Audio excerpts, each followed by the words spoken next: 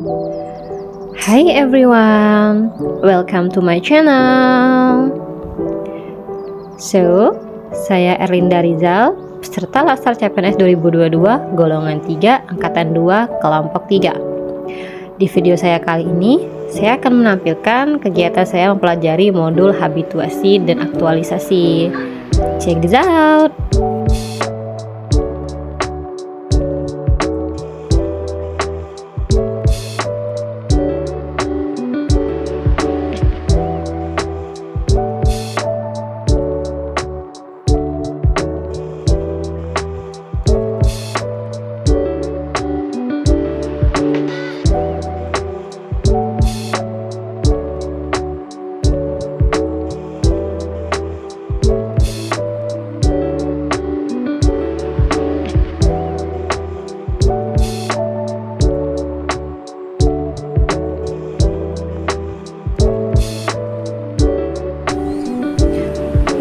Habituasi, aktualisasi.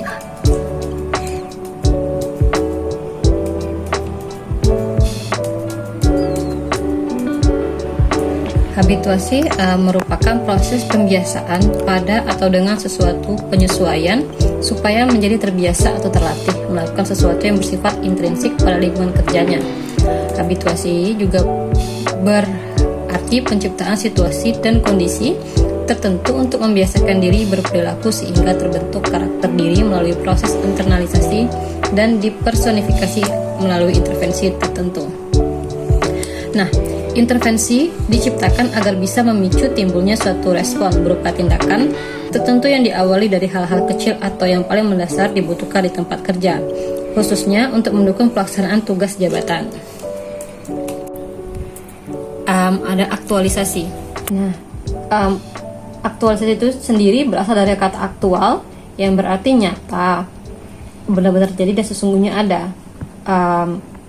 Maka aktualisasi memiliki pengertian sebagai suatu proses untuk menjadikan pengetahuan dan pemahaman yang telah dimiliki terkait substansi mata pelatihan yang telah dipelajari menjadi aktual, nyata, atau terjadi atau sesungguhnya ada. Nah, proses yang perlu dilakukan berdasarkan pengertian aktualisasi dalam proses pembelajaran atau pelatihan adalah bentuk kemampuan peserta dalam menerjemahkan teori ke dalam praktik. Menerjemahkan teori itu ke dalam praktik. Kemudian mengubah konsep menjadi konstruk, serta menjadikan gagasan sebagai kegiatan.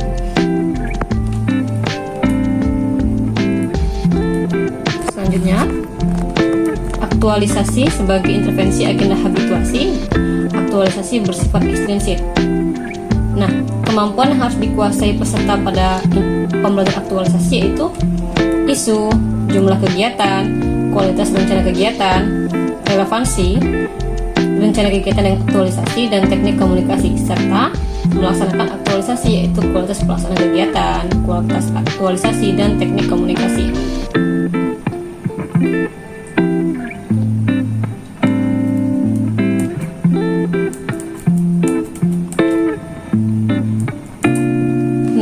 Dalam aktualisasi sendiri terdapat beberapa tahapan, yaitu merancang aktualisasi, kemudian mempresentasikan rancangan aktualisasi, melakukan aktualisasi, melaporkan aktualisasi, serta mempresentasikan laporan aktualisasi. Nah, selanjutnya itu merancang aktualisasi. Dalam rancangan aktualisasi memuat aktivitas seperti mengidentifikasi, menyusun, dan menetapkan isu atau permasalahan yang terjadi dan harus segera dipecahkan. Nah, isu sendiri itu merupakan subjek penting yang didiskusikan atau diperdebatkan orang-orang.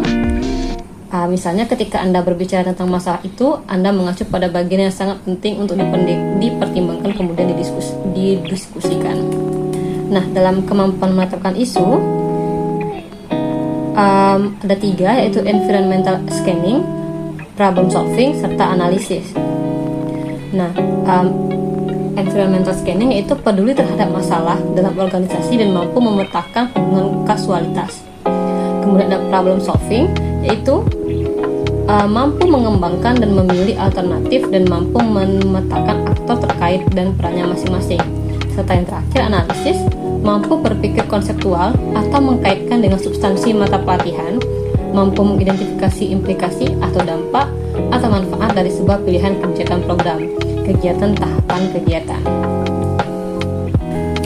Nah, selanjutnya mempresentasikan rancangan aktualisasi. Setelah merampungkan rencana aktualisasi, peserta dituntut untuk mempresentasikan rancangan aktualisasi tersebut dalam suatu forum seminar. Ada beberapa komponen utama yang harus dipresentasikan peserta adalah yang pertama, argumentasi terhadap core isu yang dipilih bersifat aktual, didukung konsep pokok mata pelatihan pada agenda kedudukan dan peran PNS dalam NKRI. Yang kedua, jumlah usulan-usulan inisiatif baik berupa pikiran konseptual dan atau kegiatan beserta pentahapan kegiatan yang mengandung unsur kreatif sehingga menghasilkan output kegiatan dalam rangka memecahkan core isu dengan mengaktualisasikan agenda nilai dasar PNS. Selanjutnya yaitu keberlangsungan inisiatif dengan mengelola dan menjalankan inisiatif.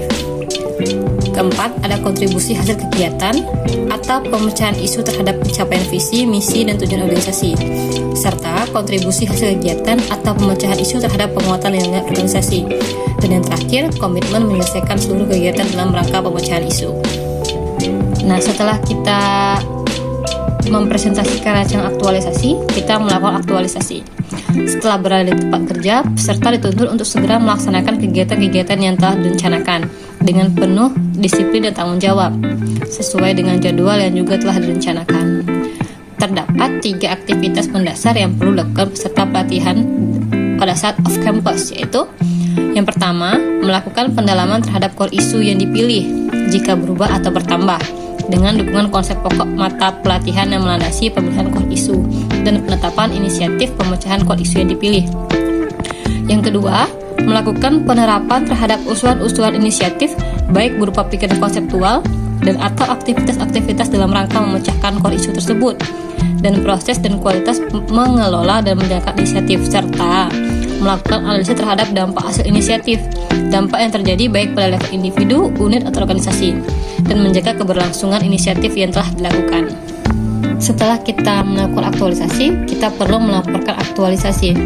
Pada saat melakukan pembelajaran aktualisasi tempat kerja selama masa off-campus, peserta menyusun atau membuat laporan aktualisasi harian atau mingguan atau periode tertentu sesuai kesepakatan bimbingan dengan coach dan mentor dengan memanfaatkan berbagai media komunikasi yang dapat diakses untuk mempermudah proses pembimbingan. Dan yang tahapan terakhir itu mempresentasikan laporan aktualisasi. Setelah merampungkan laporan aktualisasi, peserta dituntut untuk mempresentasikan hasil aktualisasi tersebut dalam suatu forum seminar. Tujuan presentasi ini adalah untuk mendapatkan penilaian atas aktualisasi yang telah dilakukan dan mendapatkan masukan agar ke depan kualitas aktualisasi dapat dilanjutkan dalam pelaksanaan tugas dan jabatannya. Ada beberapa komponen utama yang harus dipresentasikan peserta, yaitu yang pertama, konsistensi pelaksanaan kegiatan dalam rangka pemecahan isu dan aspek kreatifnya dalam pelaksanaan kegiatan. Yang kedua, tingkat kemanfaatan pelaksanaan kegiatan dalam rangka pemecahan isu dengan mengaktualisasikan mata-mata pelatihan yang diakui oleh stakeholder dan atau pimpinannya dan didukung bukti-bukti belajar yang relevan. Selanjutnya, pemikiran konseptual kaitan aktualisasi mata-mata pelatihan dalam penyelesaian isu terhadap pencapaian visi, misi, dan tujuan organisasi, serta penguatan terhadap nilai organisasi. Dan khusus bagi CPNS golongan 3, menyampaikan pemikiran konseptual terkait analisis dampak jika nilai dasar PNS tidak diaplikasikan dalam pelaksanaan tugas dan jabatannya. Oke, sekian mengenai habituasi dan aktualisasi. Thank you for watching everyone. Goodbye.